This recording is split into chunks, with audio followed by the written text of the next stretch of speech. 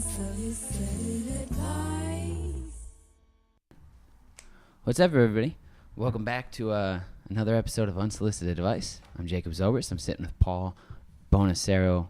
BOHNO. Say that right? Mm-hmm. Bono or Bono. Mm-hmm. Yeah, it's Italian, right? Mm-hmm. Yeah. He is the DJ extraordinaire. He DJs all the events that we like going to. Hips, Not Your Mama's House. He stops by Oddfellows quite a bit, for all due respect. And he DJs he's a DJ. He's the DJ extraordinaire. Also a avid Twitcher, gamer. Mm-hmm. Yeah, loves the content, loves the web. What else you got? Introduce yourself a little bit, bro. Sure. Yeah, I think most people know me in Columbus as a DJ. A party curator, I guess you'd call it. That's definitely my passion project right now. But you know, I have a lot of interests. Of course. Besides just DJing and music,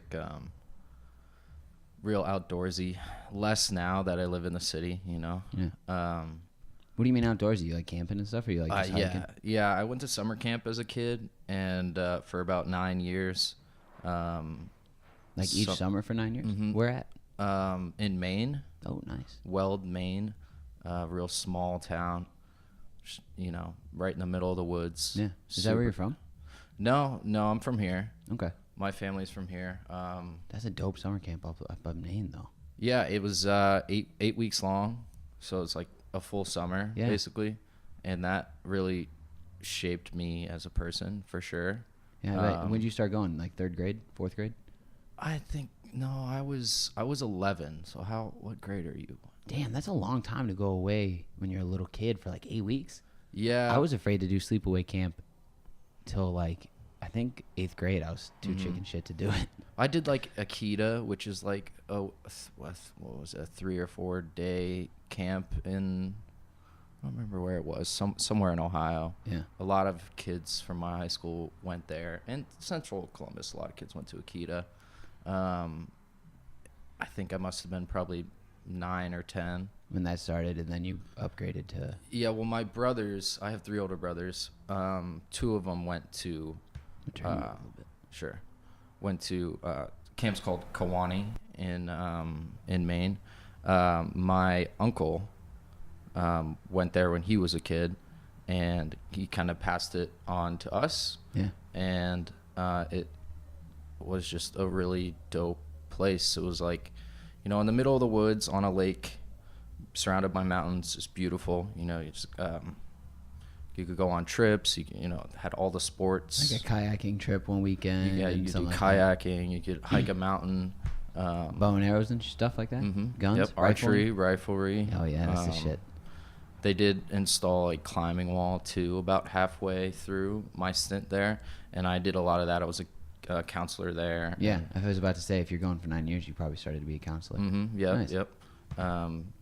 Counselor in training, junior counselor, senior counselor for I think 1 or 2 years, and almost got the 10-year, but life just happened. And right.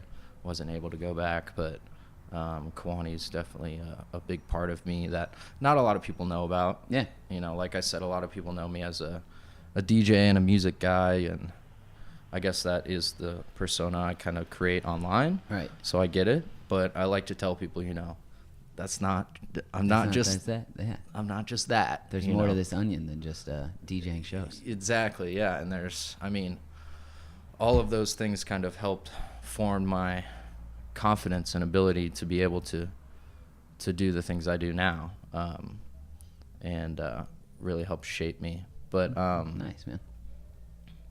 So when you're at summer camp and you're doing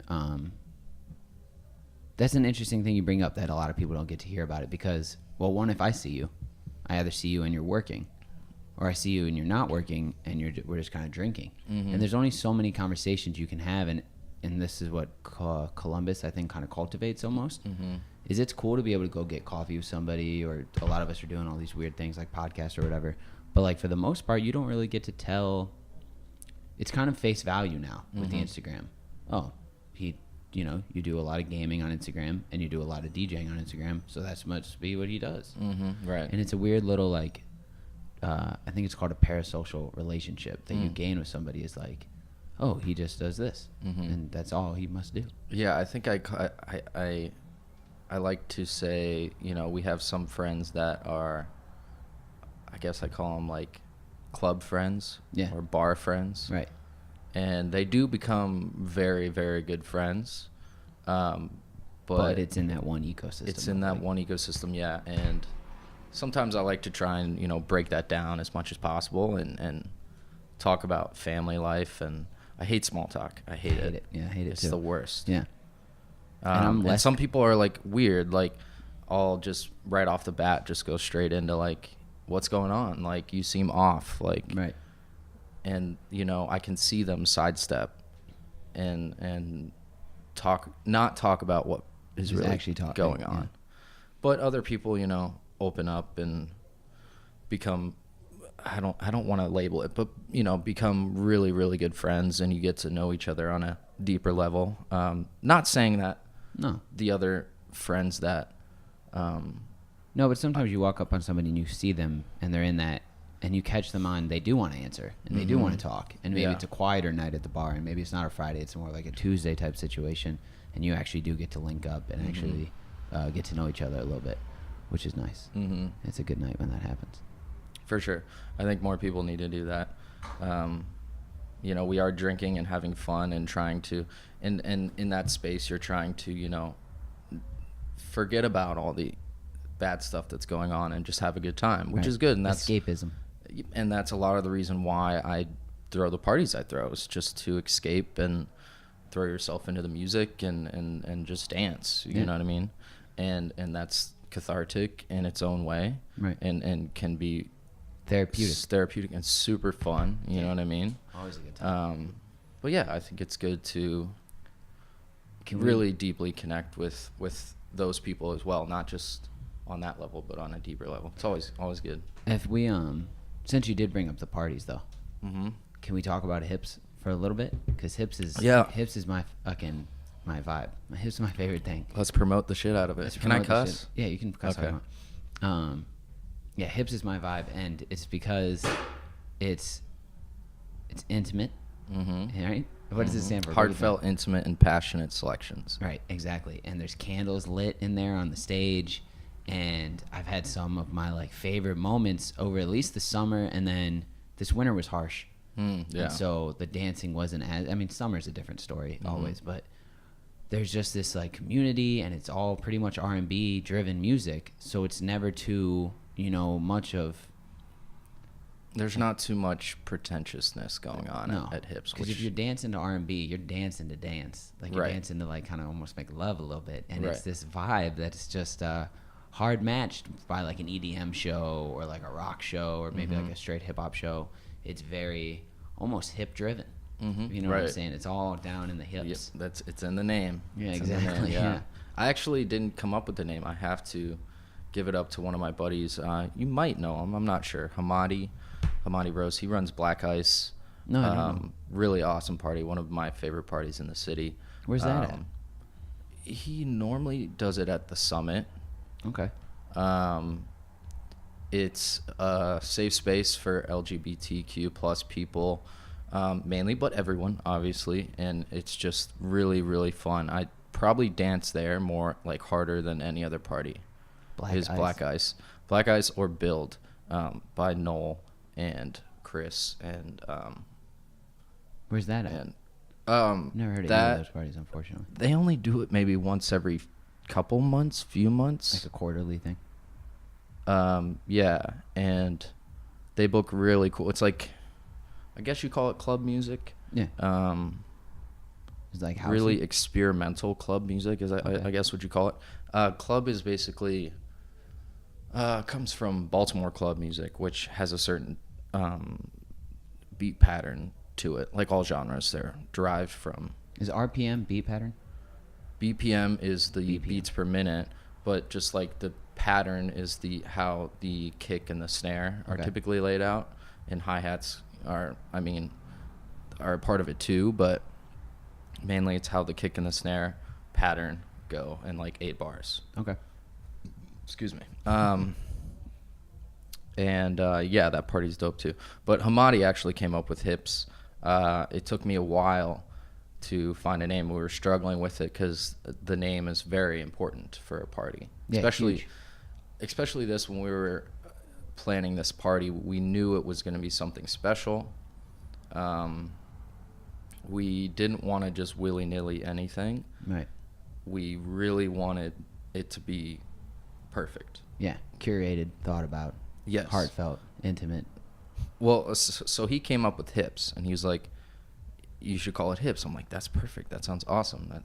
I haven't heard that before. It's short. It's simple. It's easy to remember. It sticks in your head, right? All those makes you think of sex a little bit. points. Makes you think of moving your hips, dancing. Exactly. And then my buddy Jason, who runs a show with us, with me and Nicole, he hit me up the next day, or maybe it was the day of, and was like, "Dude, it stands for something. Like, let's put it in all caps and make it stand for something." I was like, "Yeah," and I was like, "That's dope. What does it stand for?" He's like, "Heartfelt, intimate, passionate selection." So I'm like, "That's perfect." Damn. You know, and it just. And he just had it off the top like that. I mean, I guess I don't think know. he thought about I it. wish He's he like, was here. He'd he probably could be tell able the to story. tell us, but. But I love that it's a team thing too, because, I mean, I guess you and Nicole Knick-Knack are probably like the face of it. I'd say, at least when I think of it, I think of you. But it's cool that it's really a team. It's a team. It's me, Jason, and Nicole. Like, Jason, I think is, how do I word this? Me and Nicole kind of have more of a presence in the DJ scene. Yeah. Jason, not as much. You know, people don't know Jason as well for DJing as they do me or Nicole, but he does a lot of behind the scenes stuff that, you know, helps make the party what it is. Right. He's also my best friend. We went to OU together. We started DJing there together. We went by, this was back in like 2010 when like dubstep and all that stuff was really popping, and we went by Calvin and Wobbs. That's funny. Yeah, and because Wob is a dubstep sound. right. Yeah, and he was really into Calvin and Hobbes, and I kind of got into it a little, but he was like really into it, and he was. And that's pretty funny, like stoner OU type. Yeah. Too is like, yeah, that's pretty good. Right. So that's when you started DJing. Was that OU? Yeah, I. You know, went to OU and didn't know what major I wanted to do.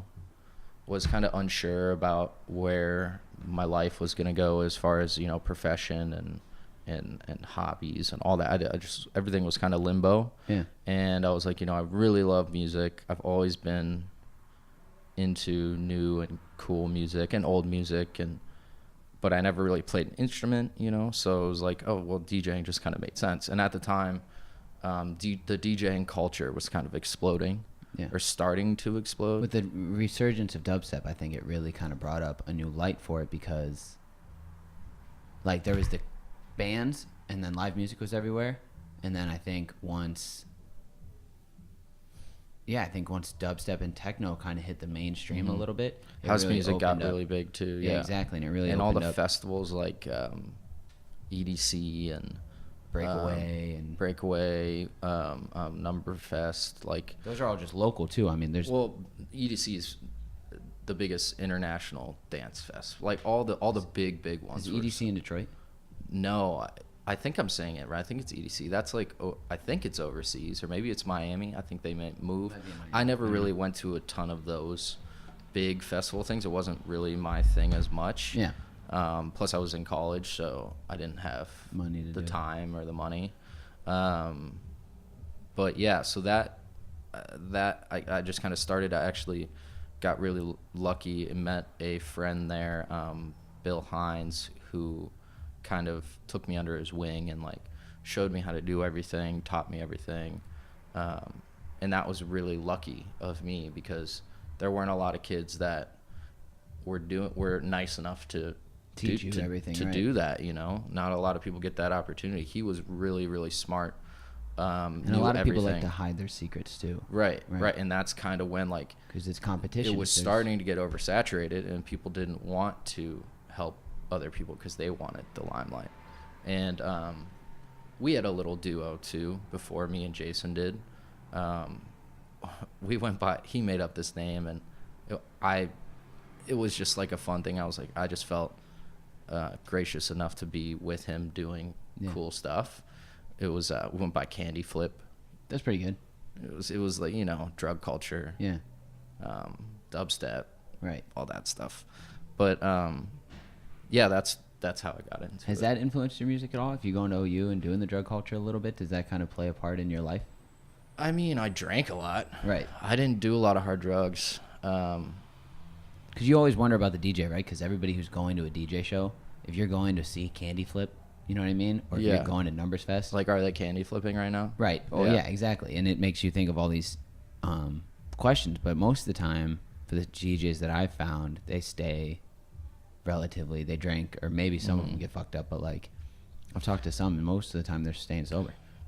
I think more, once you get really big, like Avicii big, and you're touring and you're playing for stadiums, I think it can get out of hand because you're traveling and you're alone and you tend to get into drugs and all that stuff. Right. With me, it was just like, I'm just an OU kid trying to party. Yeah. But you're trying to throw the party. Well, yeah. You're Sometimes, a help lot of the with times at OU, it was just like, we'd be at a house party. It wouldn't be like here where I throw parties. Like, the parties just happened. Yeah. And then you just happen to bring And your we equipment. were just like, oh, we have equipment. Should we DJ? And they're like, yeah, cool. You know what I mean? Right. It was like we were basically playing for free beer and hanging out. blunts and Yeah. hanging out. Yeah, we weren't really throwing parties. It was just like, there's a party happening around us. Let's provide music Right. for Did people. Calvin and Wobbs ever host a party? Because that was with Candy Flip. But like did Calvin We and never Wobbs- like curated a party. I think we played a lot of house parties and we played like bars and stuff. Right. But we didn't actually like come together and be like, oh, this is a party. It has a name. It has a sound. So Hips is your kind of first venture into that world. Lush Life was Lush Life. Lush Life was my first party. I think it was about 4 or 5 years ago I started it. Okay. And how many runs did that? How many like months or seasons? So we did it for, I want to say, maybe a year. We did it at the Summit.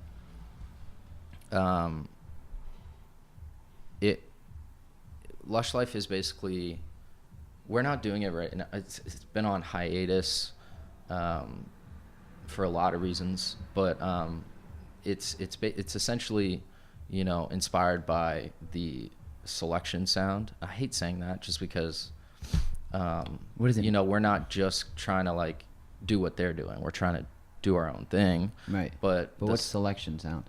Selection is a really cool, I guess you call them collective, artist collective out in LA.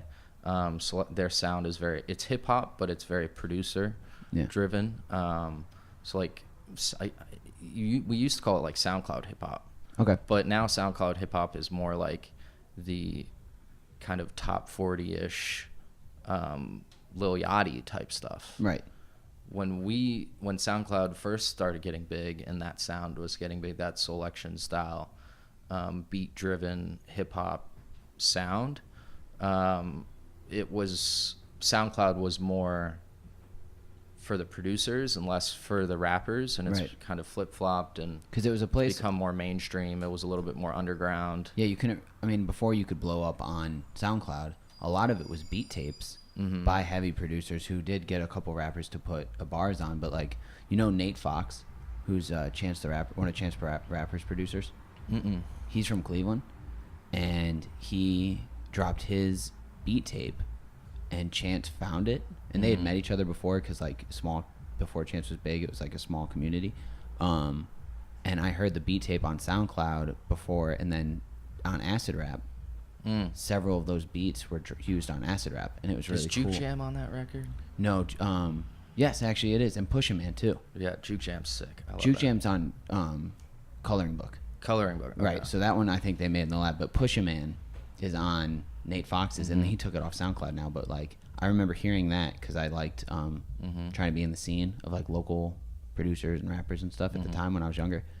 So yeah, I know what you're talking about. Beat driven, heavy beat tapes. Yeah.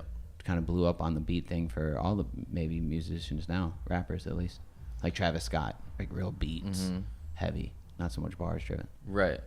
I mean, it just introduced a lot of really dope producers like that wouldn't have gotten any sort of playtime anywhere if it wasn't for SoundCloud. And Selection kind of like brought a lot of them together in one group.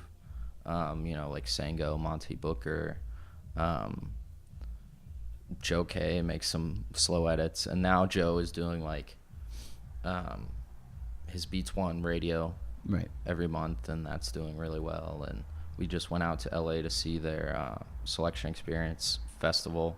It was really cool. Who went? You and Nicole? Or you and Nicole couldn't make it, actually. It was me, Jason's girlfriend Amelia,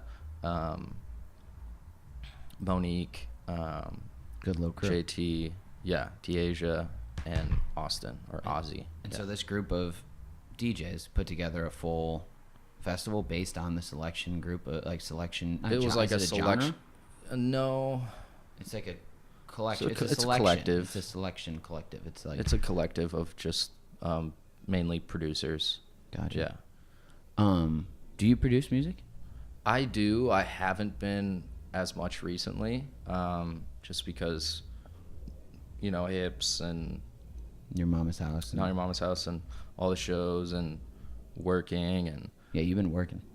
I mean, a little bit. I actually took less hours so that I could have more free time just to focus my thoughts on growing Hips. Yeah. Because Hips is, you know, it has a little spurt right now. It's doing really well. It's got some and legs we, for sure, we want to make sure that it keeps going. You know, it keeps going up. So then, let's bring that up. So you moved it to the Bluestone. So it used to be at Brothers Drake, small meadery. It's not an official move yet. So it's just, you know, we had a connection at Bluestone, and he hit us up and was like, I think it would be really cool to get you in at Bluestone. We have a date open. We had talked about it before, and then he hit me up again and was like, we have this date open. Do you want to do it? And we were like, oh, yeah, like, hell yeah, that sounds dope. But it's basically just a trial run. Right. You know, they don't want to give us a monthly slot when they haven't seen what we can do. They only know us because he referred us, right. And he believes in us, and he knows we can do it. But we have to show the venue that we can do it. It's a big venue, right? It's an event space, meaning they're not open to the public during the day. You can't just go in there and get a beer, right? You can only go in when there's an event, which means they have to make a lot of money on their events to pay their rent. It's a huge space. Huge. So, you know, there's a lot of factors that come into it. But basically, you know, we just have to show to them that we can fill the space. Can you drop any maybe teasers or maybe like ideas of what you're going to do to keep it lively at the Bluestone? We're a pretty open book. It's all there on the flyer. Tron, O-Sharp, Pastel, 3 of the best DJs in Columbus. Yeah. That's kind of how we branded this one, was Hips All Stars. You know, these were the people that have played Hips before that we thought did really well. Right. Not excluding anyone else. Everyone that's played has done phenomenal. Yeah. We just love these people's brands. We think they're amazing people. Right. We think they have a good community, a good following that kind of coincide with ours. And we think they're dope. So that's kind of how we branded this one. That's all the info I can really... We'll have some stage production, but it's going to be very minimal, and it's going to be DIY. Yeah. So that's more so what I was talking about. Like, what DIY things are you going to do? Are you going to maybe like close off the upstairs? Are you going to like... We are closing off the upstairs. That was their choice, right? Because the more you have open, the more money it takes to have open. The more people we have to get in. It's right, the first exactly. one, and we've been at such a small venue. You know, Brothers Drake. Shout out Brothers Drake. Amazing venue. We love Oren. We love the bartenders. It's just, it fits our vibe there. Yeah, you know what I mean? Definitely fits the vibe. That's why I was they kind of helped make our vibe. You know what I mean? Yeah, the low ceilings, the dark, the intimate, the like windows that are open, but they're far enough from the street that you can't see in, but you can see out. It's like, it's not directly on High Street. No, it's off on the side a little bit. Yeah, it's definitely it's a great location. It's great, and you know, it's only about 150, 200 if we jam pack it. Right. Which you have capacity, right? Several times. Yeah. But when we're moving to this size venue, it's like we got to get 500-700 people. You know what I mean? If we open upstairs, we got to get 1,200 people. And what's the day for it? March 22nd? Yes. Who knows though? Maybe more than 700 people will come through the door, and we open upstairs and call some bartenders. You know what I mean? That'd be great. That'd be amazing. That'd be a dream.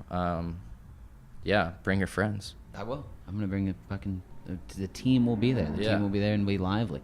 March 22nd. March 22nd. Yeah, I love it. I want to do. We're still thinking about more stage production and decor for the room. It's hard to do because we've done like candles and flower petals and stuff like that at Brothers Drake, but I feel like, you know, I don't want to talk too much about it, but candles in a church, it almost feels kind of wedding-y. Yeah, or it could feel very I don't want to say reception-y, but almost right. like, And we don't really want that vibe. And wedding-y is great. It's love. It's, you know. Yeah. But they have a lot of wedding receptions there. They do. And it's a church. Right. And we want to keep our vibe, but we want to do it in the right way. Yeah. It's really hard to explain because I'm still kind of thinking about it all in my mind today, you know. Right, yeah. The vibe that I always get when I walk in to your event, Hips, is it's not even a vibe that's my own, like that I've been. It's not my experience that I've had. It's my cousin's experience. My cousin had a friend who was a DJ, and he was living out in Brooklyn back right before Brooklyn became, like right when Brooklyn was about to be like Williamsburg and too much money and right on the edge of gentrification. Like he had to move back once it got too gentrified because he couldn't afford it anymore. But him and his friends on a Saturday decided to set up in a parking garage and just start texting people, inviting people, and doing this whole thing. And it was just a quickly thrown up party. A pop-up. That's better. Throw up sounds like puke.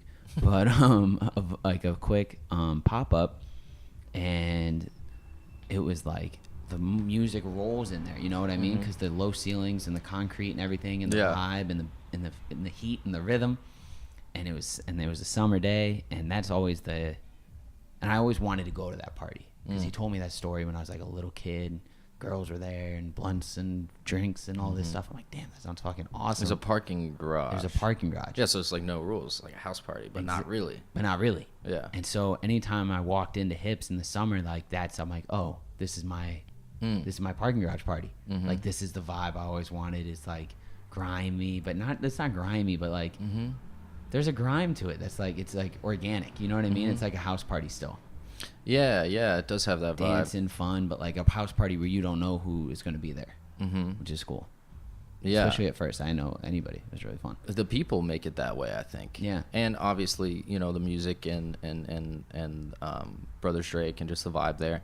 But it's very communal dancing too. It's not separated. There's always like a line dance that maybe pops out during it, which I know sounds corny, but like you know what I'm talking about. And they're always really everybody is very inviting into the dancing. Yeah. Well, that's why I always like. I had a couple people that are kind of, you know, shy in crowds, and they don't like crowds to get very anxious. And I always want them to come out. I'm like, this is my thing. Like, you should come out and see it. And they're always kind of apprehensive, and I get it. Like, I have a lot of friends that way. I get that way sometimes, but not nearly as much as they probably do. You know, and I totally get it. And I try to explain to them that, like, you know, the vibe there is very inclusive. It's very, it's a young crowd, but not super young. Not like annoyingly young. Right. Young enough who want to stay out, but not young enough to want to throw up on the floor. Exactly. Yeah. And there are some older people too, but basically what I was trying to say is like, it's just so, like, the vibe there is so welcoming. Almost like you feel when you're in a house party, it's a little bit, it's not as try hard, I guess. I'm getting into my gamer language now. You know, it's just relaxed. It's comfortable. Less assuming, casual. Yeah. And when you walk in, especially to Brothers Drake, because of how the place is made, you kind of have to walk in through the back. Like, you don't walk in into the front. Because the front is where you are. So when you walk into the back, it's kind of like everybody's focused everywhere else. It almost feels like a garage because they have the big garage door too. Exactly. So it's like you're walking in, and it becomes a thing where, because sometimes you walk into a place and everybody does one of these. You know, they don't Right. look. No, not at Brother Jake or at Hips in particular, because you're DJing, so everybody's focused up front. So you kind of just get to like, whoa, what's this? And then Yeah. like, whoa, what's over? And you keep going, and it becomes more and more inviting. Yeah. It's very fun. I'm gonna take one pause because I got to switch this Cool. SIM card. Want to give me a slide? Yeah. Dope. So try hard, right? That's gamer language. Yeah, kind of. Yeah. Yeah. What do you game on, and what do you game? You're a gamer. So I started out gaming on well, I mean everything. You know, like I said, I have older brothers, 3 older brothers. The oldest one is like 10 years older than me. You know what I mean? So Yeah. he had all of the classic consoles and stuff. There it is. But PC is where I really started gaming. Counter-Strike was like was an everyday, all day thing for me in Yeah, Counter-Strike. middle school, high school, and I got really good at it. I'm gonna turn it down again. It'll all level out when we get back to it. Yeah. Oh, that sounds good. Yeah. Okay. If you don't mind being a little closer, I should have just told you. Yeah, it's cool. Yeah, I was really heavy into Counter-Strike. I like started a bunch of clans. I did Cyber Athlete Amateur League Open, Cal O, Cal IM, Cal M. I subbed for a Cal P match, which is like professional. I don't even know if Cal is a thing anymore. I don't think it exists. But like I was really into it. I went to LAN parties and all that. And this is way before streaming and Right. This was back when it was like more intense, but like it wasn't esports. It wasn't Fortnite. It wasn't memes. No, none of that existed. No, it was just a bunch of people who really loved gaming, like Counter-Strike. I had a bunch of older brothers in my life, and not my older brothers, but like my friends' older brothers. Yeah. Who were all Counter-Strike kids. I never got into PC. I kept it on the Xbox and the PS2, and then Nintendo for a while with Super Smash. But like, I kind of stopped gaming right around college because my brother took my shit, and I wasn't about to buy a new one, so I just stopped gaming. But yeah, I got into DJing and drinking and girls and weed. right, and you're like, I'm good. I don't need to game right now. Yeah, I don't know even what happened to my PC. I think it probably just got thrown out by the parents. Well, what do you play with now? Because you got back into it. I did recently. I built my own PC. That's sweet. Yeah, got some Christmas money and just kind of went ham, like a Right. little too ham. Yeah. I got the full setup with the i9. Did you build 1080 Ti. Did you build it intended for gaming, or do you also now but you don't use it for music? No, I have an iMac for that. Okay, and Yeah. that's a better program to do. Like Macs are better for I wouldn't say better. I mean, it's preference. right. Um, Like you learn to DJ on a Mac, and you game on a PC, so you might as well keep them separate. separate. Yeah, I guess so. Because you can't gaming on Macs isn't really You can if you run a like parallel desktop. Like if you can run Windows on a Mac computer now. right. But it doesn't run the same. It's not as smooth. Probably there's probably a Not bunch as of smooth. complications. I think that can Steam you can get on a Mac now. So like, I think you can play Counter-Strike on a Mac. happen. Right. Even a laptop, like a decent laptop, will probably run. I mean, Counter-Strike is not a very intensive, Game. graphically intensive game. No, it's also an old game. It is very important to have high frames per second, though. Even though it's a low quality game Yeah. as far as graphics, it's important to have at least 100 to 200 to 300 FPS when you're playing. It just gives you that little extra edge. Yeah. But yeah, so I recently got back into it. I'm not nearly as good as I was Right. back then, I think. So what are you playing? Are you still playing Counter-Strike now? Well, the past month and a half since Apex came out, I've been playing that. Yeah, I've heard a lot about it. I haven't seen it though. Super cool. It is a really good game. It's I think Fortnite went down in numbers a lot. No, it since- did. Yeah, that's the thing. So since Apex came out. I don't play the games, but I think it's well, one is like just a fact that it's one of the fastest growing like businesses in the world. It's just like esports teams, yeah. and then all these games make hella more money than any movie that drops. Well, it's a these free to play days. game, but they make their money on like skins, like Right? Yeah, stuff you like buy that, downloadable content. which is genius. No, it's great. Because back in the day, Counter-Strike did have skins, but basically what you would do is just go on a website and just download a file and then put the skin file Right. and You just replace hijack it, yeah. and you'd overwrite, and then you go in the game and there's your skin. Yeah.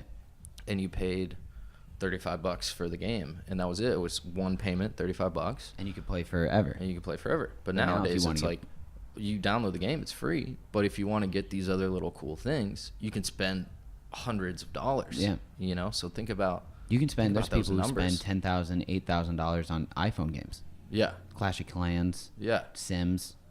You can spend. Right. Yeah. Genius. Yeah, it really is a smart model. Yeah. Yeah, it almost creates like an e-commerce, but via a virtual world, Right. right? So you're like buying skins, and maybe like you go up to like the welder, right? Or like like if you were to play like a Fallout or something Right, like right, that, you right. actually walk up to the blacksmith and have to use real money.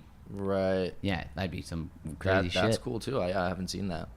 A lot of people like hate on that Fortnite it's brought in a lot of young kids into the gaming scene. And I think they were already there. It just gives them a little bit louder it's of a voice. exploded though. It is definitely exploded with Fortnite, and it's I kind of look at it like in the way with when like DJing got oversaturated. There's a lot of new people. A lot of them are gonna suck.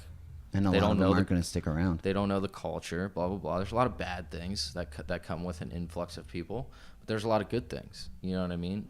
The whole esports is getting more attention, Yeah. which is great, and I think gaming is awesome. There's a gaming celebrity. Like Ninja. our parents would, you watch the news when we were little, and they'd be freaking out that we were playing These video violent video games, and they thought it was going to warp our brain. And nowadays, it's kind of known that like no, It's fine. It's fine. Yeah, it's just a game. It's just a a different game, thing. yeah. Right. It's no different than when we were little kids and you'd like play cops and robbers. Right. Now it's just a little more.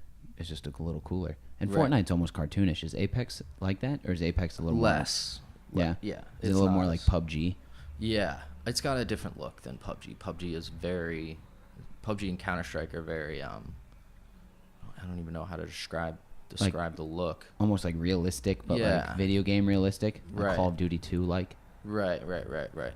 Yeah, trying to be very like real life. Yeah. And Apex is less that, there's guns that don't exist Right. in real life, and characters with powers and stuff like that. Gotcha. Excuse me. So, do you Twitch now for a game?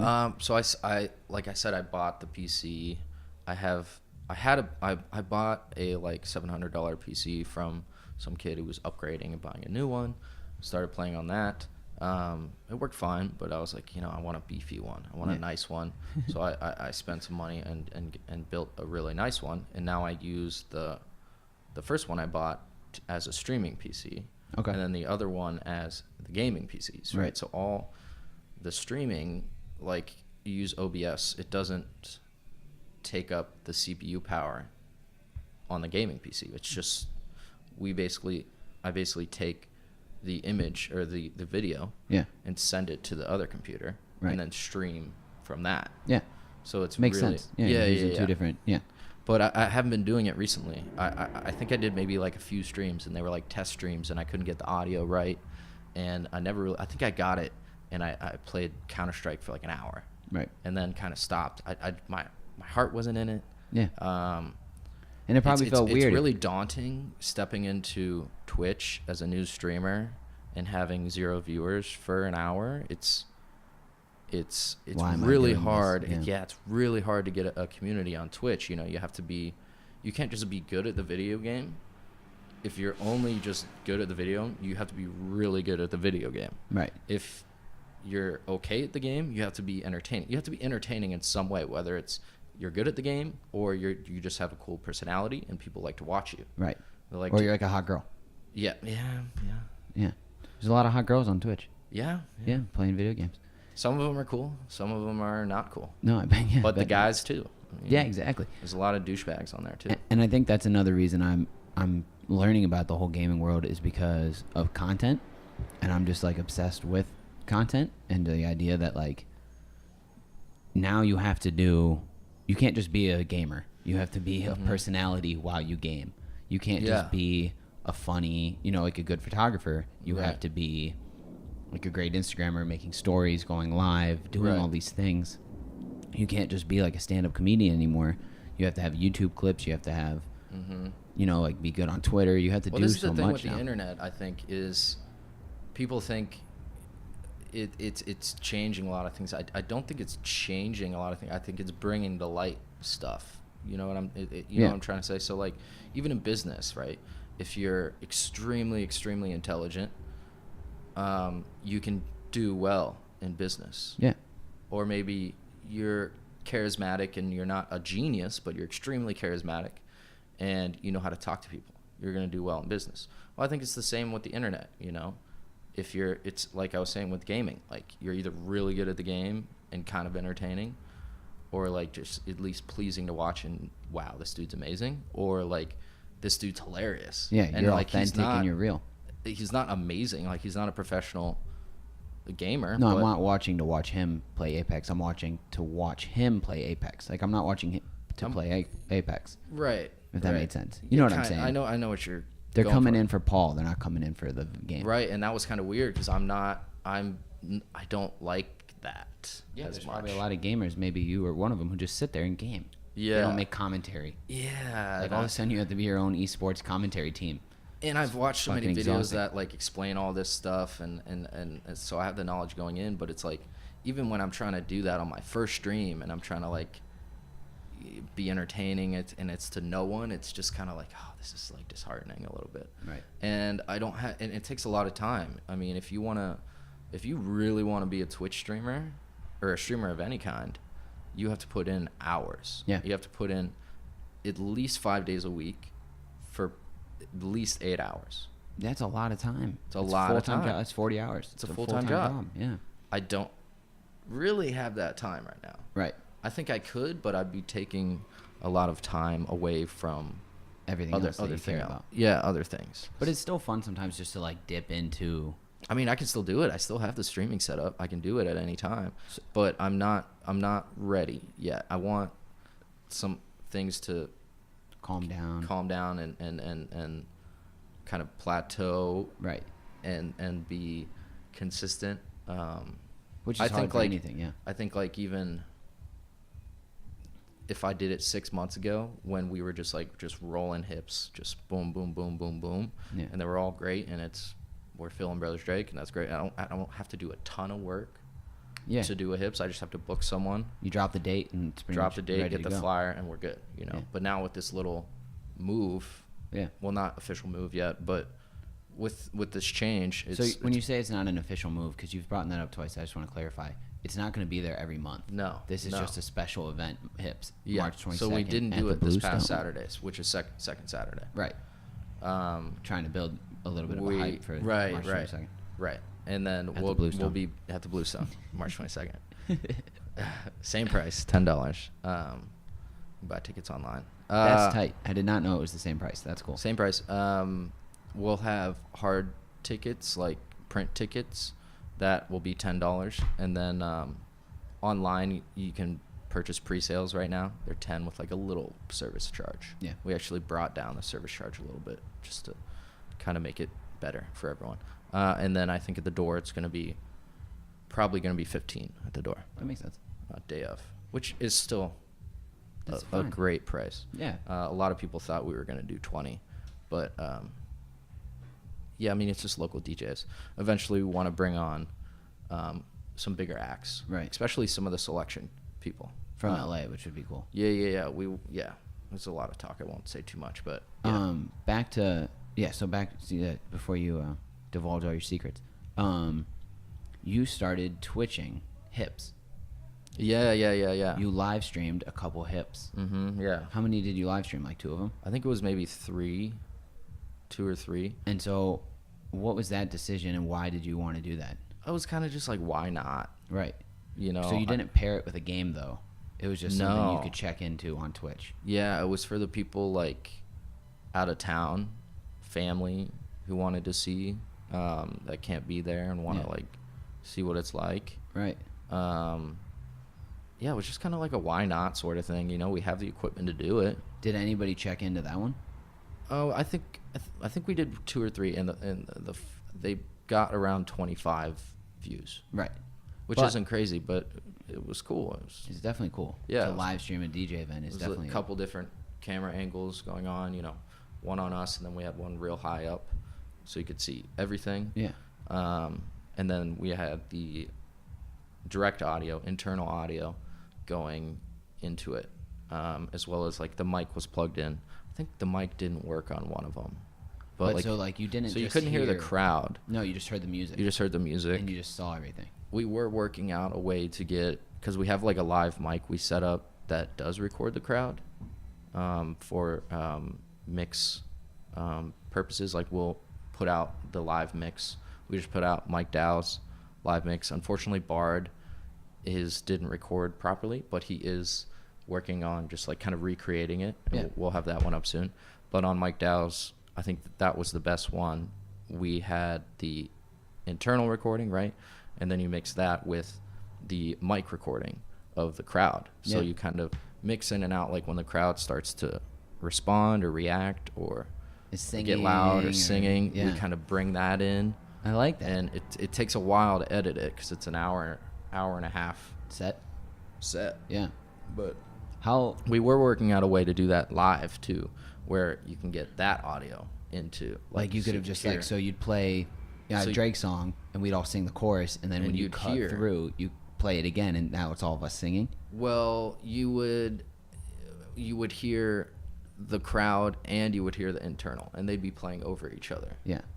So it's hard to explain, but In my mind, So you you'd could- have to capture it first, right? So you capture us singing a hook. no, it wouldn't be like in post. It's live. It's Oh, it'd be streaming live. Yeah. Well, I thought like, so you're DJing, right? So like you have a loop here that you're ready to do. Mm-hmm. You would record that loop then, and then the next hook that comes back, because it would play, the hook would come back, and then you'd play the last loop that you made of the live recording. That's No, what I was thinking. No. I'm just saying like. Like literally just merging the two live right now, right on the spot. Yeah. So the internal, the mic recording of the crowd is going to the computer. Yeah. And then the mixer audio Yeah. of what's happening is also going to the computer. We didn't get to that point because we decided to use the computer we were using for that for new visuals. Okay. So then we stopped doing the live stream, and we weren't getting a ton of views. And like I said, it was just kind of like a why not thing. Right. I think it's cool. I think we should get back into it. But the purpose of or not the purpose of HIPS, but it's not needed, right? It's not. We love HIPS because the community loves HIPS, and you go, and it's a special thing. Right. And kind of broadcasting it, it's like, oh well, I don't even have to go, or you know what I mean? Yeah, Like, it just takes away from it. takes away from it. Yeah. Like you should And it's a go and very big experience moving. it. It's a big moving piece of like live. Anything is pretty big moving. Like there's a lot of moving components. Like there's two cameras. There's 2 mics. That's just a lot of extra stuff to deal with. For setup. Yeah. Yeah. It took an extra, 20, 30 minutes to set up, but yeah.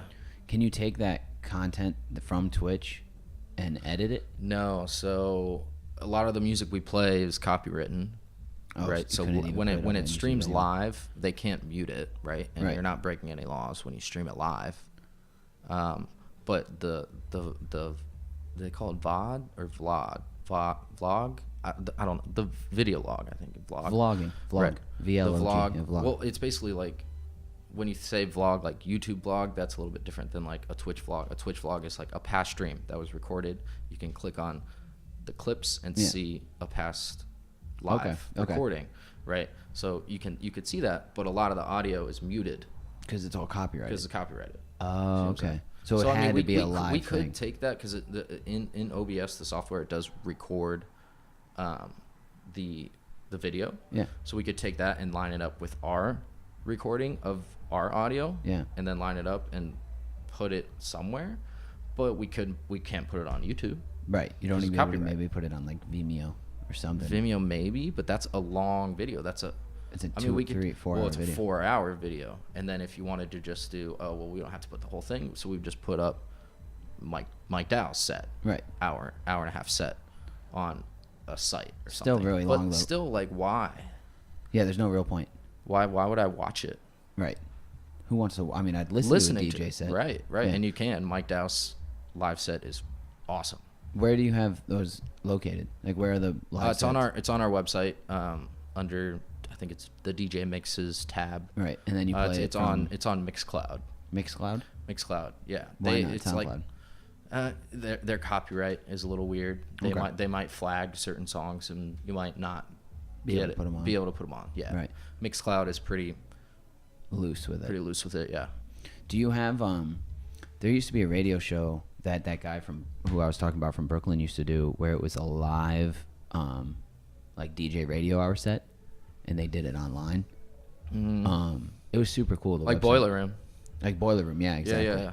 But and I think you can watch some Boiler Rooms, but the thing with that is, like, they're the artists, they're playing their music. So they're allowed to play their music. Right. You see what I'm saying? Yeah, they can. There's some kind of loophole they get with that, because you can watch a Boiler Room on YouTube. Yeah. Like one that happened 10 years ago. You know Right. what I mean? And they're There's not no- taken down. No. Maybe it's because they switch. I think there's a rule where you switch beats per minute or something like Well, that. there's It a lot of becomes your ways own. like that you can get around it. Yeah. But then that just becomes like. And a lot of Hacking those almost. artists play like very, like, songs that you don't know, They're not and gonna the get flagged algorithm is anyway. not going to find. Right.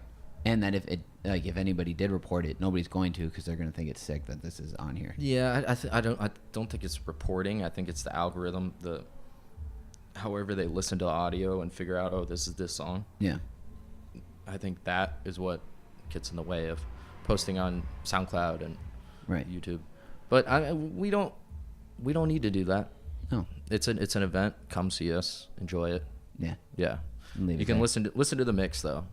Yeah. Yeah. Do you have one on there? We just have the live mixes, just of the special guests. None of your sets are on. No, we don't. No, No. you gotta come.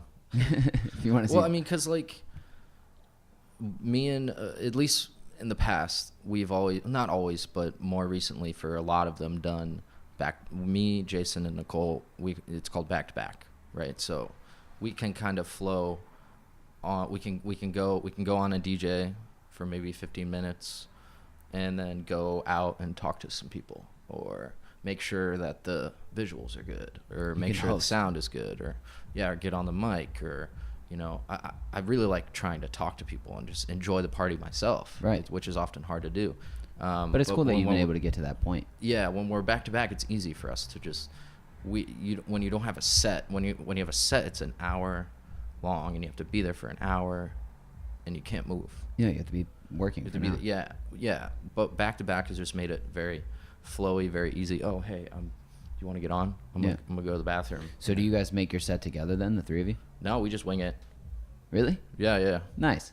So you don't even make your set like pre. I mean, we make like a playlist, right? Right, of We course, have, and then you can flip in and out. But Yeah, like I mean, they might do something different than I do, but I have like a couple playlists of like hips all 1, hips all 2, right? And there are like thousands of songs in them. And then there's like month to month, I'll make some that I think, oh, I haven't played this one a lot, or oh, like I'll put together, this is what I want to play this month. Right. But I still go back to that all folder a lot, because it's like got the classics, or got some I forgot about. a You know what I vibe mean? you need to hit right at that moment. The next song. It's just good to have a lot of music. Yeah, of course. But I'll put together a playlist for that month too. Yeah. Right, with like some newer jams, because we got to keep them hip. Yeah. You know? Got to keep it Yeah, moving. got to keep them hip. Um. Sometimes they don't like the new stuff, Who? and they're like the crowd. Yeah. No. They're like, I don't know this. What is this? Well, because that's a cool thing. It's got a nostalgic vibe, and for Right, some right. reason, the 25-year-old crowd in Columbus, which it's my age group, Yeah. which I think is maybe the majority of the demographic at Hips. Yeah, about 25 to 30. Yeah, we all know a lot of classic R&B, or at least Yeah. everybody showing up at Yeah. Hips does. So like, there's a lot of times where everybody's just singing along while dancing. Right. But I think when the new stuff comes on, it kind of like Right. chuts up the rhythm a little bit, you know? Little, yeah, but we are very passionate about that new stuff, and we love that stuff. Yeah, and that's what it's And your job Hips- is to introduce us to that new Yeah, stuff. right. Some people are a little apprehensive, and some people just are like, no, just like play Usher the whole time, you know what I mean? So I can sing and play something I know. You know, this is the life of a DJ. But it's also our job to requests. Well, we don't get requests there. People know not to. And if Also, they I think do, having you guys on stage instead of in a booth makes Right. it hard. Like, I can't like walk up to you. no, you can't. Because I know a bunch of DJs who just, I'll play your song next. No, not gonna happen. Yeah. And even if you did give a request at Hips, it's probably a good song. Yeah, You're probably like, oh yeah, we'll probably play that. eventually. Yeah. Maybe not this week, but next week. Yeah. I don't know. Rihanna. Okay, yeah, cool. We'll probably play that. Right. So that brings up an interesting thing about nostalgia, and this is something that I've been looking into a little bit, because nostalgia right now is getting so much like Right. It's a very it's Orange almost like soda right now too. orange soda, right? And that's exactly it. That's just all old school songs. It's just old school hip hop and R&B songs, and like some new Drake that that are already nostalgic in a sense. Like God's Plan is probably already like nostalgic for some people in a sense. And then you have things like Champion coming back, or like Dickies, or people drinking 40s, or I said Champion. I think we're in that little time period right now where that nostalgia from that era was so cool. It's just like everything comes full circle, right? And we're just hitting that 180 or that 360. I guess 360. So. I guess because I remember we're just hitting it. Oh yeah, that time. Right. Over here was like some other stuff happening, like EDM was getting big, right, and all that stuff, and that was a new thing. And there's this new music. It's dubstep, there's house music, it's electro and complextro, and all these genres popping up, and that kind of passed a little. I mean, it's still huge, still massive, but now it's like it's less mainstream. R&B's coming back, yeah, and the 90s are coming back. Yeah, there was like for a while there, it seemed like every weekend there was a 90s throwback party. Like that was a very popular theme, and I think that like grunge is coming back. Exactly. The grunge style is coming back. Look at Billie Eilish. Yeah, exactly. She's her style is just baggy as shit. She dresses everything. like Soulja Boy sometimes. Yeah. And I think she probably sees that, like, and I hope the early 2000s don't come back as like a fashion statement or a music statement, because all of it was, in my opinion, a good amount of trash. Like Meet Me at the Mall, It's Going Down. Like that song, it doesn't go. I don't know. It might go still. I hope not. I think it goes. Yeah, or like, but not Jabot jeans. Maybe because not because the song is good or it's pretty bad, but like it's the nostalgia of it. It's the nostalgia of it, yeah. And when you remember when it came on the radio, or when you heard it, and you were like, "This is fire." Back then, crazy, you're like, right. "This is sick." Yeah. Like you were just trying to turn up. Yeah. Well, we didn't call it turn up. No, we didn't. I don't know. What did we call it? I don't know. I was like 13. I don't know. This song's like this is crazy. Sick. This song's crazy. This song's so sweet. And so like, and then like Friends, right, on Netflix, they paid like $10 billion to keep Friends, and their whole budget for new content was like $50 billion. Yeah. But they paid 10. They paid a fifth of their budget to keep Friends on, and The Office and all that shit. And it's like we have this. So I guess as a DJ, what I'm trying to get at is like, I think your job is to mix the old with the new, right? Oh yeah, for sure. And you get everybody vibing on a song, and then you kind of just like sprinkle in the new stuff. And like you literally have people who aren't happy when you play new stuff. You just said it. And I just think that's so interesting that we're all holding on to like those songs so much. Like, what the fuck? What are we doing? Yeah, well, I mean, it was sick. It was the music being made back then was amazing. Right. So do you not think the music being made right now is as good? No, I do think it's good. Right. So like, but it's harder to find. I think it's harder to find because there's just so much, and it's now just getting more mainstream. There's a lot of artists right now, R&B artists that are like Roy amazing. Woods. Roy Woods is dope. I love Roy Woods. A lot of the girls are just killing it. Yeah, they are. Ella May's she'll be here in Columbus soon with Mahalia, is I think how you pronounce it. Mahalia, I don't know her. Super good. Yeah, super good. SZA. Easy. Teyana Taylor. Yeah, she's cool. Her one album was pretty dope. I don't know how much she herself is dope, and I think that's a good part of it. But like, part of me thinks she was just like, oh, I'm gonna do the music thing. Yeah. Do you know what I mean? I don't think like SZA is definitely like a musician, and I think Billie Eilish might be a musician. But I think part of him also just knows what a good song should be. LMA too. Have you heard? She plays she makes most of her music and plays all the instruments. No, that's insane. Yeah. When's she coming? I've never heard. I'm sure I've heard some of her songs, but I forget the date. 28th, Of something March. like that. I think. all right, probably at Scully's, maybe at the Blue. No, bigger venue. Express Live then. I think. Damn. I think. Good for her. All right, Yeah. I'll try to go. Sounds pretty cool. I'm stoked on that. That's gonna be sick. You're going? Yeah, I'm Yeah, gonna yeah, go yeah. for sure. It's your thing. So I guess how to frame that as a question is like, what do you do to sprinkle in the new, or do you just give it a try? Well, like you said, literally yeah. just give it a try. Yeah. Just see play how it. everybody's I mean, moving. dude, you'd be surprised. A lot of the kids in Columbus are very hip to new shit, and obviously, it's most people aren't, but there's a lot of DJs that come to the show. There's a lot of just like people that love music that come to the show, and there's that's that- why they come to the show. Right, and so there becomes that choice of like, Do I'm I gonna- please these 50 people who want this new track by Mahalia, or do I do please I the play- 15 please people the- in the corner who want to hear or do this I sick no, new do I Bollywood? please the 80% who want to sing Usher? Oh, okay, right. Okay, I see what You you're know doing. what I'm saying? Yeah. But you just do both, and it's fine. Yeah. Yeah. it's fine. You played with both crowds. Well, we got lucky too. Well, I don't want to say we got lucky, right? I mean, how do I say this? Our timing was good, right? Like you said, everything's coming full circle. Yeah. 90s and all that neo nostalgia stuff is getting really big, and Yeah, probably like 3 years ago. I don't know if everybody would have been. I mean, there could have been someone that did it before Hips. We happened to be the first ones that did it. I think we pride ourselves on knowing what's going on and what's happening and what's the next cool thing, and Right. and not because we think, oh, this is cool, I want to be a cool person, just because we genuinely love this music. We genuinely love the music, Right. So what do you think is the the new next, and the old. What do you think the next? Where do you think the wave's going? Of music.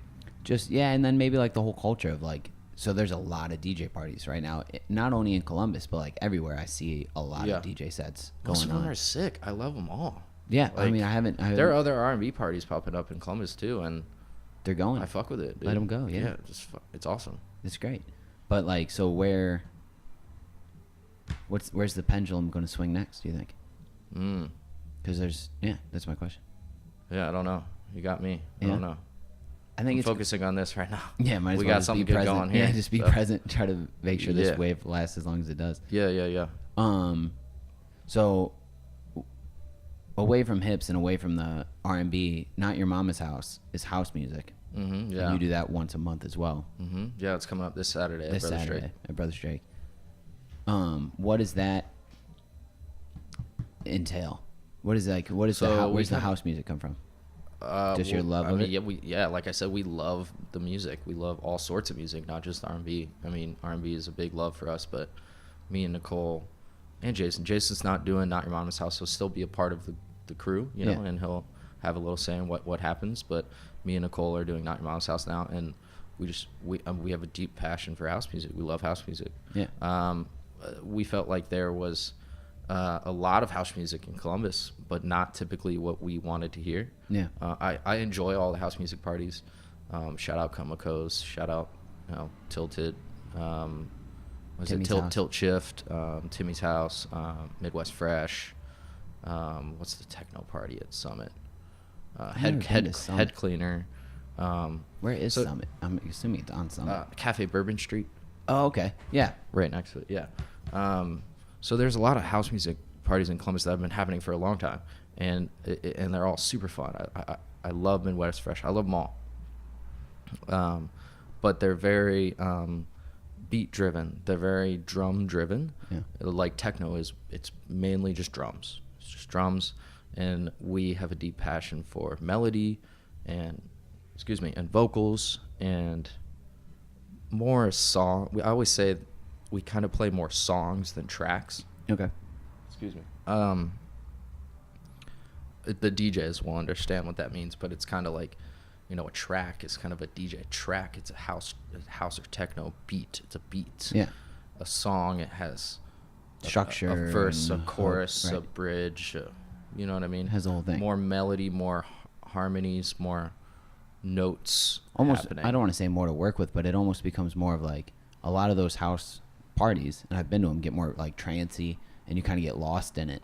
Well, there's very not repetitive. Yeah, some of the EDM parties get melodic, but a lot of the, I think, amazing house party, I'm not really into that. It's cool if you are. I'm not saying it's bad music, but a lot of the Midwest Fresh, the techno, the tech house, it's very drum driven, and we like that stuff, but we really enjoy the more melodic vocal side of it. So it's easier for people who maybe aren't super into house music to come to that and hear that type of house music. Right. So we kind of brand it like, this is a house music show for everyone, not just the house heads. Yeah. There's going to be a ton of house heads there. Yeah. Because we're booking a lot of those DJs. But do those DJs that you book kind of fall in line with we image? encourage them to play some more of our style stuff, because I think every party should have a sound. Yeah. There are some multi-genre parties too that even still have a sound. Lush Life is a very multi-genre party, but it has a sound. But so we encourage them to be like, we love vocal house stuff, melodic stuff. And I'm sure as a DJ, they're willing to take that request, because it's like they want to fit the vibe. This is a cool vibe. This is a cool party. We don't have a lot of that here. I haven't played it. Yeah, exactly. And it's same with hips too. Like, a lot of people weren't playing R&B music, and they were like, dude, I love R&B music. I play all I friggin' play is hip hop. Like, I'm so excited to. Or maybe all I play is whatever. I play a little bit of R&B, but I'm so excited to play an all R&B set. Right. It's fun to dive into one genre. And probably curate a pretty nice night, rather than just like when you go to a top 40s bar.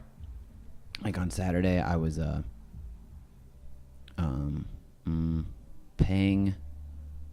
I was rude to somebody on Friday, so in turn I had to be polite and do what they wanted to do on Saturday, which was go to Standard Hall, and that's fine. But they're a top 40s bar, right? Yeah, it was, typically. They've done some throwback stuff there. I've DJ'd some throwback stuff there. But they actually, I'll get to that in a second. But like they were playing like all those just classic rock songs. You know what I mean? Like some Queen came on, and I'm like, why are you still playing these songs? Why are these songs still getting on the radio? It's like everybody wants to hear Sweet Caroline at 2 a.m. On a Saturday night, which I don't really understand. I mean, I used to be very like, but it's that nostalgia again. I don't like these people. I don't like this music. I'm top 40. I'm over this shit. But now, I mean, you get older, you just kind of don't fucking care anymore. That must be nice. Yeah. You just want to drink and like meet hot girls and talk and hang out and you just kind of blend in. Yeah. You just blend in. Why fight it? Why fight it, man? This music isn't terrible. No, it was good. Queen is amazing. Yeah, it's been playing for 40 years. It's probably pretty good. Classic rock is great. It's great. But I think you just have to get that out of your brain. Not you specifically, just a lot of people. Everybody. And maybe it would make sitting at that bar a little easier. And there are a lot of douchebags at that bar, but there's a lot of cool people too. There are a lot of cool people, but I think what happens, and this is something on just the difference of the culture between going to a party like Hips and going to a party like just going to Saturday night at Standard Hall. Is like at Standard Hall, there seems like everybody's waiting for the other shoe to drop. You know what I mean? They're all looking down at their phones, or they're looking. They're trying to like go to the front of the bar, the back of the bar. They're going to like food hall. Yeah, there's a lot of movement. Nobody's just happy, just there. Yeah, they're young, whatever. Right, or they're not. Like there was a lot of old people there. Really? That night. Yeah, it was different, but like, and I used to work there. Okay. And so when you're behind the bar working there, and I was just a bar back. That's the only reason I was behind the bar. But like, you get to see it. With a shield. Bar backing, You get to see it with a shield up, and you don't have to interact with it. You just have to watch it. Yeah. So it becomes very it's a social experiment. It's great. It becomes very surreal. Yeah, it's very strange, but and it is pretty fun at some points. But like, I don't know. But then when you're at Hips, it's very present. Yeah. Because this is what I'm going to. This is my night. Like, I'm going to Hips. That's my night. Yeah. I'm not waiting to bar hop. I'm not waiting for anybody to show up. I'm here. It's a great vibe, man. It's a good vibe. Love it. Yeah. It's a really like. And the people are also comforting. Beautiful. Yeah, there's a lot of hot people coming to Hips. Me and Nicole look at each other and be like, "What the hell? Who are these hotties? Who are these people?" Right. like we know a lot of the people, but we're like, there's so many. Like when we really started to blow up, and it was surreal. It was like, this is crazy. You see this? There's a line out the door. There's a line out the door right now. That is amazing. And look at these. Look at that. Look at that dude. Look at that chick. They're fucking gorgeous. Yeah, and they're moving. And they're dancing together. Do they even know each other? They just met tonight. Yeah. Yeah. You might have made some hips babies, possibly. I think so. Yeah. I've definitely met a couple people that have said, yeah, I met my significant other at Hips. That's amazing. I made a little post on Instagram, like, comment if you met your significant other, but no, I think one person commented. But you know what I mean? Like, that's Instagram. Like, and a lot of people don't like putting out their business. Did you do it on the Hips Instagram, or did you do it on your personal? Yeah, on the Hips Instagram. Maybe do it on your personal. Maybe. Because then it's a little more like, who follows you is a little more like your friend. You know what I mean? Not just like the friend of the event. Yeah. I don't know. Do you like using Instagram as like a tool? Hold on, I'm gonna call on Benny again. All right. We're back from another little intermission. Sun is shining. Yeah, is it good? Calm down a little bit, but it was blasting you in the face. Happy about it. I like it. Yeah, it's really nice. I feel like warmed by it. Yeah, definitely. So we were talking about you on Instagram and like how you really interact a little bit, and like I try to. Yeah. Yeah. If for most part right now you're just posting the flyer, but like, what do you see? Do you see? Well, Travis's photos mainly. Yeah, right. Yeah. That's the key is having a photographer there to take shots that make it. Shout out Eddie Bone. Yeah, shout out Travis. And Andrew. Andrew takes some pictures too. Andrew, he does video for us. Yeah. And so, do you find that like having those are the key components to running a good Instagram? Do you think Instagram leads a lot of your business? No, I think it's the party. I think it's just the party is good. Yeah. The party is good. The people, if you build it, they will come. Right. You know? And you tell your friends to come too. Like if you, as soon as you have people being like creating big groups. I think social media people focus on it too much. I think the product it's important to have content. It's important to show people this is what it is, so that they know it's accessible. It's I know what it is. I can go. I feel welcome. Right. Because it's online. It's not like an underground thing where it's like you got to be invited. You know what I mean? Like it keeps it open and everyone's welcome. But I think the main thing is just to make a good party. Yeah. Just product to create first, a good and then content comes. Yes. Product first for sure. And you have people posting it, like, because when I'm there, I like to post it just to be like, I don't know, it's almost like a show love point at that point, because at that, just to show love, because I want to, tag you and tag the event and, just show the love of it, because the it's product cool is good. People are gonna do that on their own. Do it on their own. Yeah. Like there are people like big personalities and have millions of followers, and they'll post a product they like, and they don't get paid to do it, and they're like, this is not an ad, I just like this. Right. It's like the same kind of thing. Yeah. I just want to show people that this is cool. Good product. This is cool. Yeah. That's awesome, man. So if you had to give like a pointer to somebody who wanted to throw a party, now that you've thrown a couple, what was something you tell like somebody who wants to throw a party, like what is a good idea? I mean, as long as you're passionate about it and you and you're doing it for the right reasons. Yeah, I mean, and you work hard. Just work hard, and if you're passionate about it, I think it'll come. Yeah. The success will come. Obviously, some things are maybe a little more underground. So, R&B is kind of mainstreamy, which is nice for us.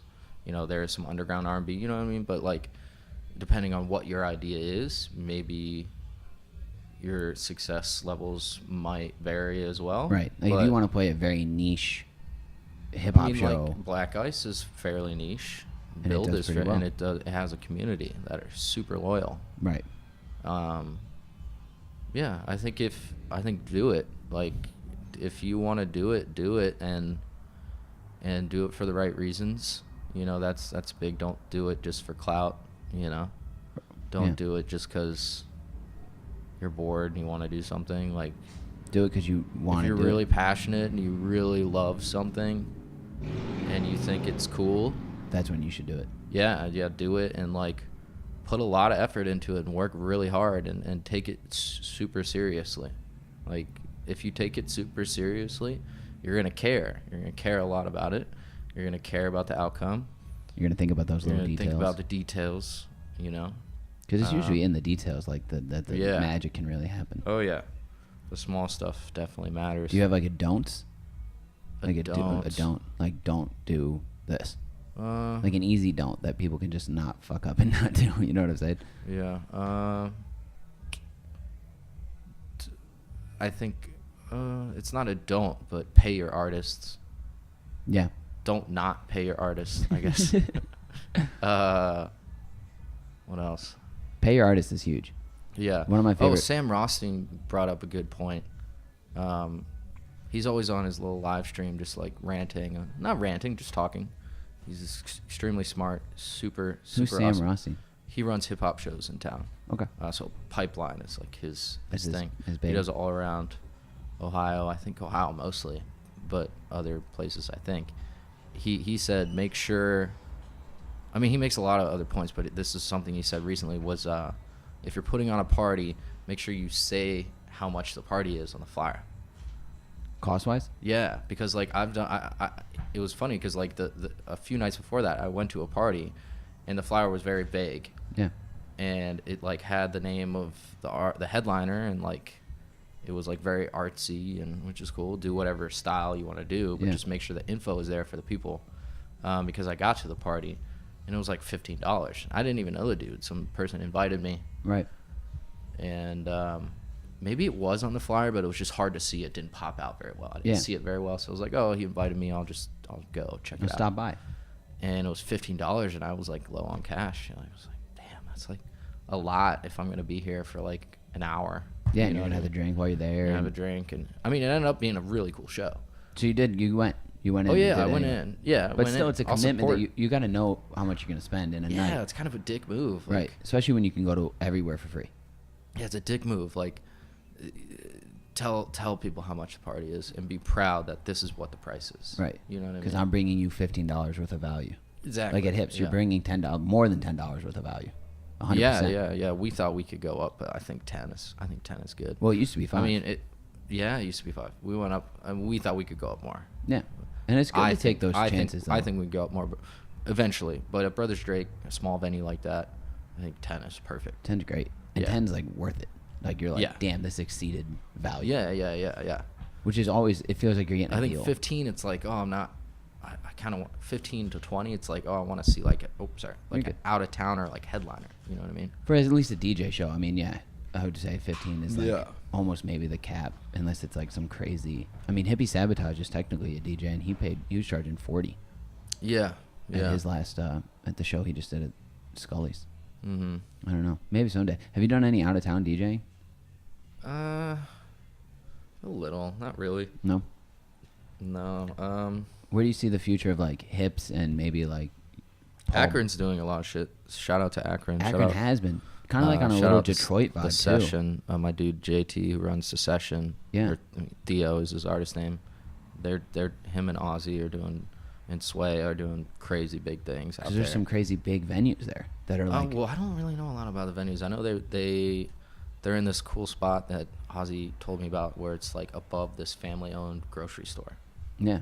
Oh, that's sweet. Yeah, and it's like a bar club above a grocery store. Yeah. Sounds really cool. I remember when I was hanging out in Kent a lot when I was in Cleveland. Like a thing that freshmen would do, or like 19-year-old, 21-year-olds, or like some of the other like maybe like standard hall vibe of Kent. Mhm. They'd be driving down to Akron on the weekends to do these like big like the Russians owned clubs that are like big warehousey vibes. And that's why I thought it was more of a Detroit style. But I mean, above a grocery store sounds pretty cool. It sounds cool, yeah. Yeah. And I've seen pictures. It looks kind of like a hipsy vibe, like a lot of cool people, a lot of dope music. Yeah. Yeah, looks really cool. So yeah, where do you see BOHNO? Just is there another party in your head, or what do you got? What do you Oh got? yeah, I got something brewing. Me Yeah? and Nicole and Mike Dow got something brewing. I love that. Where's Mike Dow from? Is he from I here? think he's from here. Yeah. But where does Yeah. he live? Does he live here? Yeah. He's Yeah, in lives Columbus. Yeah. Because for some reason I thought he was. Me and Mike Dow. Dow started Lush Life, by the way. Okay. I don't think I mentioned that. No, yeah. you didn't. Yeah, All right. So that was the first. All right. Right on. that was the first party. That's awesome, dude. Mm-hmm. That's gonna be fun. You don't want to give it away? No. No. We just Seriously? started talking about it. Okay. But if It you might keep not even happen. Who knows? Right, but to keep having like just more party ideas and just keep running them.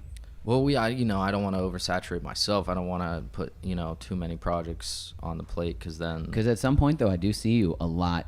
Like, most of the time I go to something, or sometimes like 1 out of every 4, you're there. Well, I DJing. got to pay my rent. Yeah, which is great, though. I don't have a problem with it. I love hearing it. I need more gigs, to be honest. Right. I don't DJ a whole lot. I just DJ at the parties that a lot of our friends go to and stuff. Right. Like ADR and, Yeah.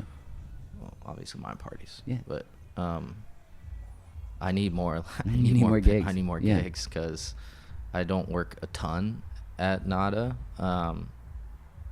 Server life. Server life. Yeah. Bones. Living our passion Yeah. projects in the daytime, serving at nighttime. Yeah. Doing our thing.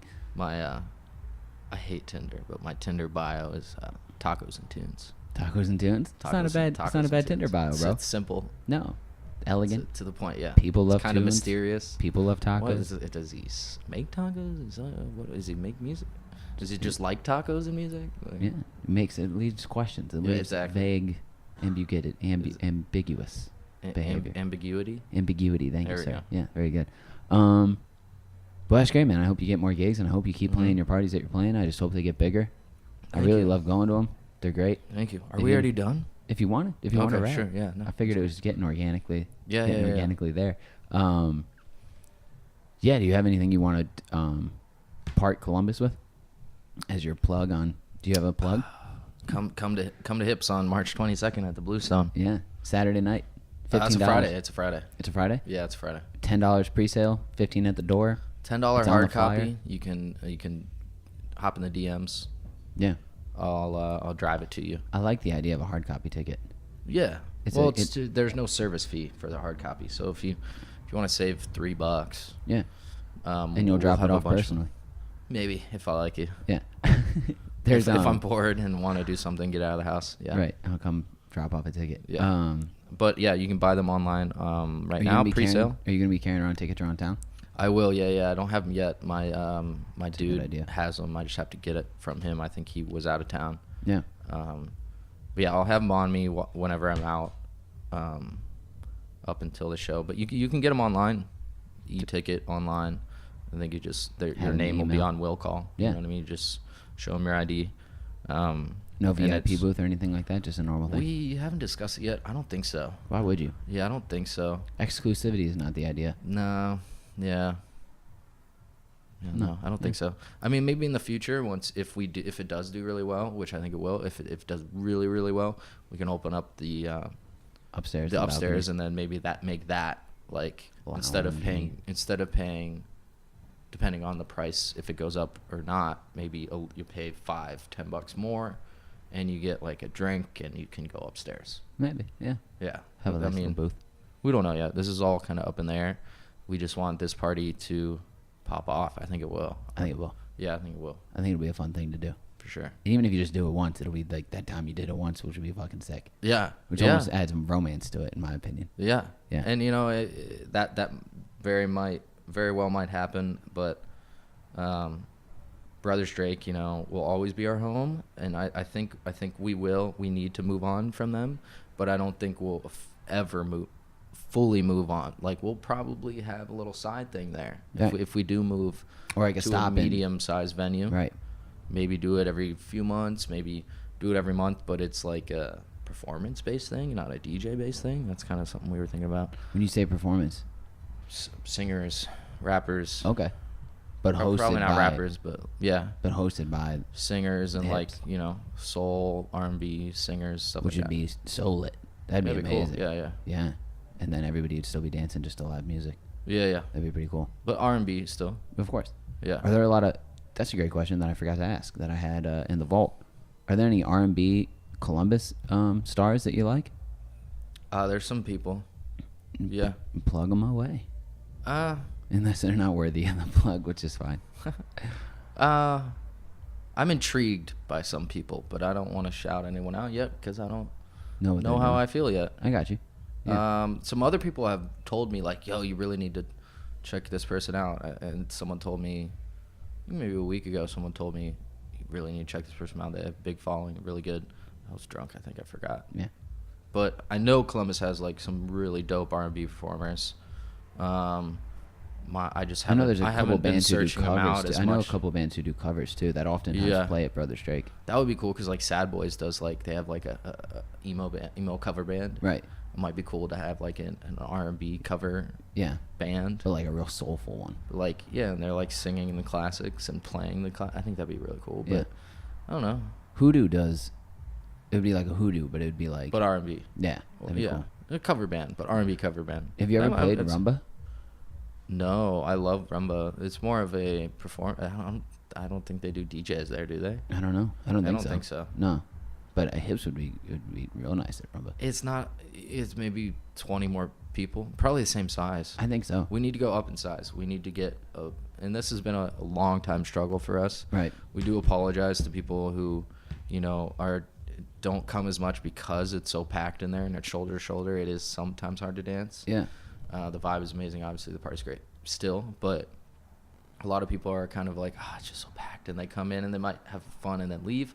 We apologize Because you get but claustrophobic. It's hard. You do a sometimes. little, yeah, and people that have anxiety, it's tough. And I think but we've been wanting to find another venue that will fit the size of the crowd. We've been trying to for 6 months. Right. We are just, very particular about how the party is, and we've seen a lot of parties change venues, and the whole vibe changes, and the party kind of just it dwindles down. And Well, because I think that's a problem with venues is that like, okay, so you're at a 200 max capacity at Brother Strike, 200, and you can't move. It's a sardine it's can. like legally it's like 150. Right. So sometimes, okay, so let's say it's to start at 150. So there's no, It's like 175 basically. there's not really a 200, 300, like a 250 space venue. Like No, you there almost isn't. have to It's make like that jump between yeah. 100 And 500. and 500, and that's Yeah. such a fucking big gap. Yeah. And that's aesthetically and people wise, Yeah.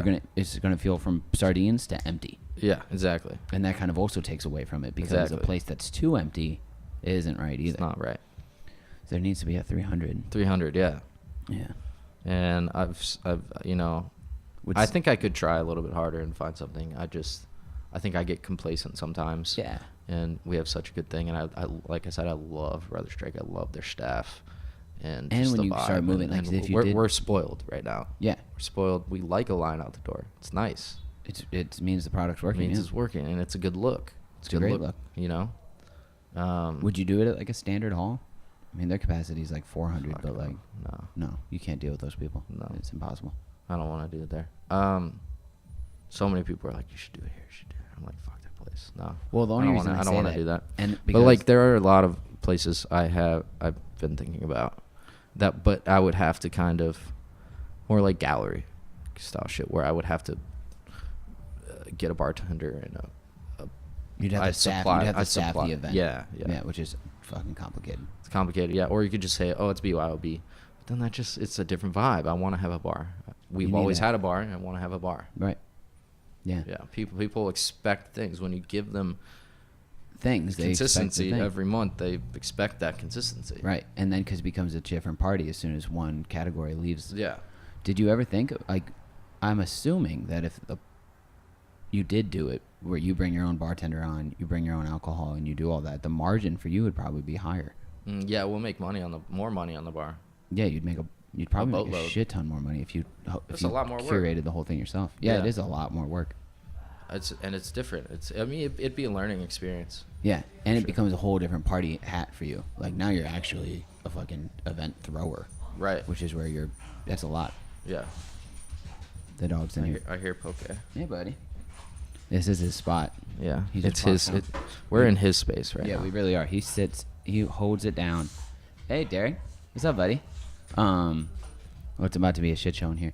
Yeah. So, well, dude, thanks for coming on. Yeah, I appreciate it. Yeah, it was really fun. Really fun. Pleasure talking to you, brother. Thank you very much. All right, everybody. We'll see you. Actually, I got another one tomorrow, so we'll see you a couple times this week. All right, bye. Peace.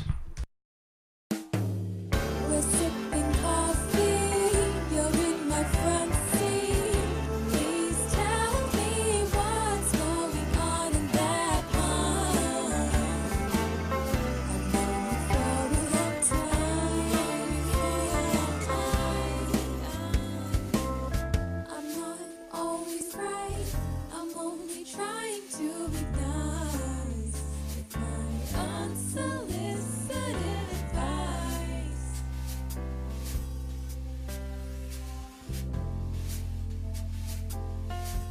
Unsolicited.